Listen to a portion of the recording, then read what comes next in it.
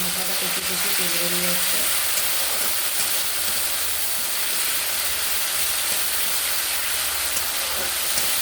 আমি যেমন করে ডালটা করছি, যা যা জিনিস দিয়ে করছি, আপনারা একবার ছোলার ডাল এমনি করে করে খেয়ে দেখবেন। আর এই পুরীর সঙ্গে তো একবারে অমৃতের মতো লাগবে।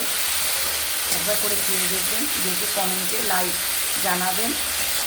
আর যদি রেসিপিটি ভালো লেগে থাকে তাহলে প্রচুর লাইক, শেয়ার, সাবস্ক্রাইব করবেন, পাশে থাকুন, দেখতে থাকুন। আর আমার মতো এমনি রান্না করে একবার করে খেয়ে দেখুন।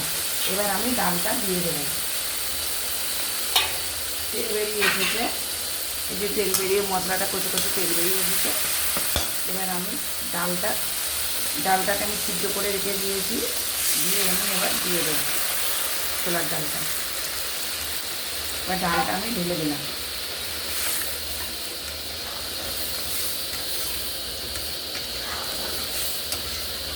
আমি যেমন করে ডাল করছি এমনি করে একবার করে খেয়ে দেখুন, এই পুরীর সঙ্গে, যার সঙ্গে খাবেন তাই